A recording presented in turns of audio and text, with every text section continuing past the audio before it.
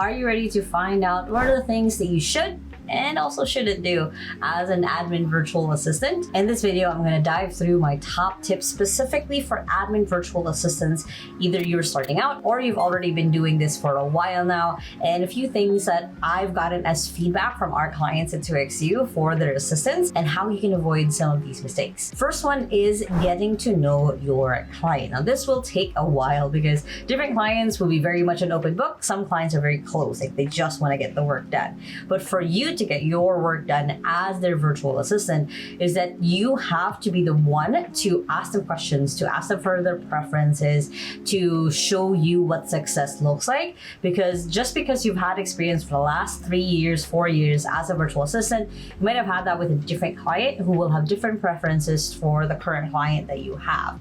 So it's always the best thing for you to kind of try to break that a little bit with your client, that barrier that they might have, so then you can do your job of making sure that they are happy with your results, that they are aligned with what they need to do, with what their goals are. And that main thing is getting to know them, their preferences, what they like, what they don't like, what a really good Facebook post looks like for them. For example, let's say you're managing that, and what sucks, because again, they could have completely different preferences from what you were trained to do and from your previous client. Next is over communicate. And what I mean by this is I've seen so many really amazing virtual assistants and really good clients come together, work together, only for them to not really work out long term just because they weren't able to communicate really well. A lot of the times we have assumptions in our head of how things should be or how they should look like that might not align with the other person's vision or understanding of things. Is a really good example that I use a lot is when you say the word Jeep. In the Philippines, it means our public transportation.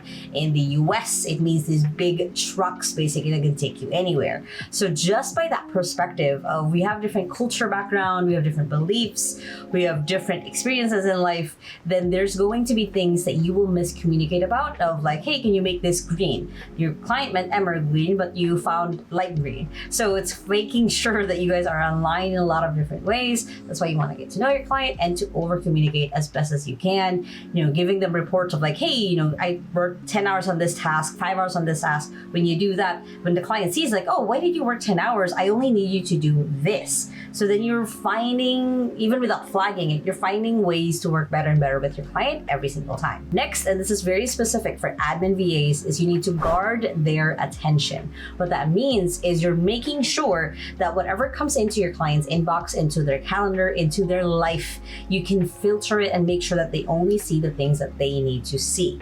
As a really good example on calendar management, you are someone who is a gatekeeper. You're making sure that your client only sees the meetings that he has to attend. You book basically based on their priorities, not someone who's the louder person who's trying to book a meeting with them. You're making sure that things are aligned on their calendar to what they want in life. Same thing for email, same thing for, again, anything that comes into their attention. You're managing it as best as you can so then they can keep focused on what they should be doing, and you're keeping things that shouldn't be something that they would see because it'll take them off course essentially. And you're also making sure that the value of their time is aligned to what essentially that they're doing with that time. Next is watching for patterns. And what I mean by this is a lot of the time, sadly, there are clients who will expect you to read their minds, but a lot of the time it is just a pattern. So as a really good example for me and my assistant, she knows that if I chat her like 10 minutes early before a meeting of like, hey, I might be 5 to 10 minutes late, she knows I probably either overslept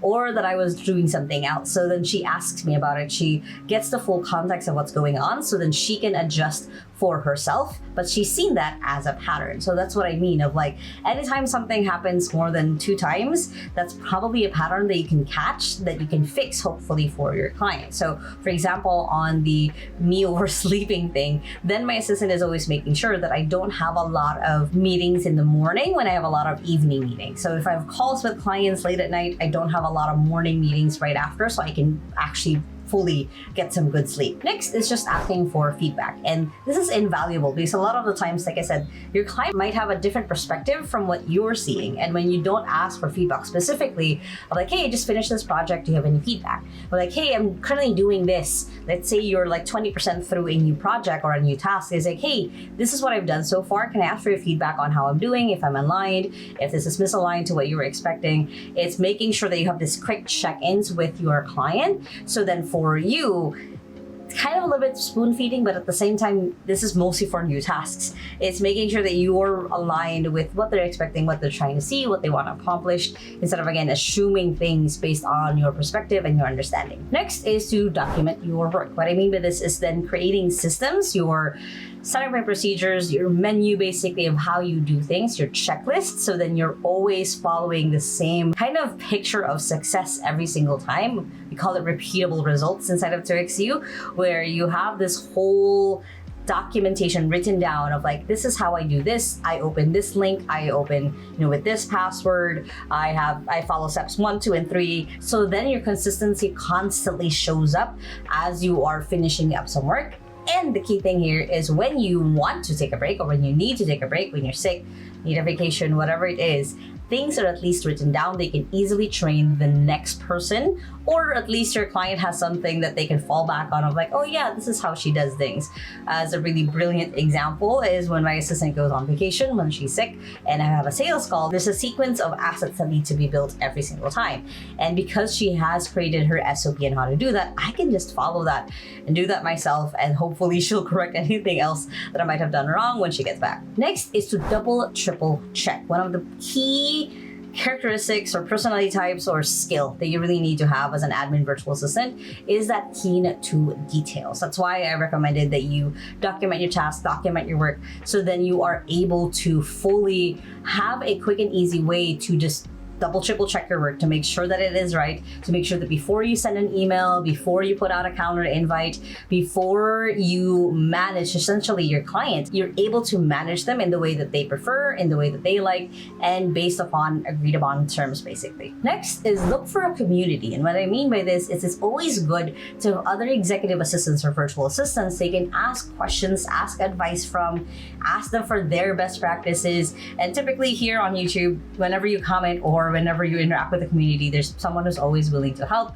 Same thing on my LinkedIn. So make sure to subscribe on this YouTube channel or follow me on LinkedIn. But it's always really good to have kind of a circle of people who are either ahead of you or going through the same thing as you, so that you can help guide each other. So working with our client doesn't have to be as lonely. Within 2XU, we have that, since different executive assistants of ours have kind of their own little pods where they can work with each other, they can ask for advice, ask questions, because they have very similar kinds of clients. Some of them are working with us for 3 or 4 years, some of them only been with us for like 2 months, but either way that they can ask these people different questions on how to do things so they can get different perspectives from them as well. And of course, grow yourself. And that's the biggest thing that you can do as an admin virtual assistant, is to constantly look at things like your trends or ways to make your work better or ways to make your work a little bit more efficient.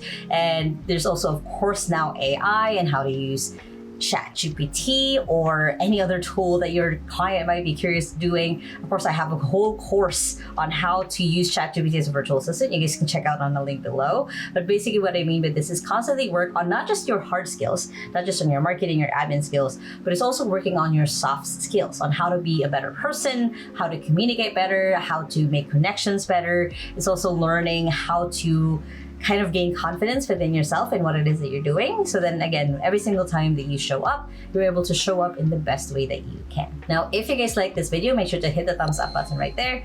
Comment below any questions that you might have on being an admin virtual assistant. I would love to know an answer. And if you still haven't yet, make sure to hit the subscribe button right there so you don't miss any of my videos every Sunday and Thursday on how to work from home and how to have a business from home, which you guys can check out through playlist right here and the latest video right here. Hope you guys have an amazing day. And remember that small steps matters. And I'll see you in the next video. Bye.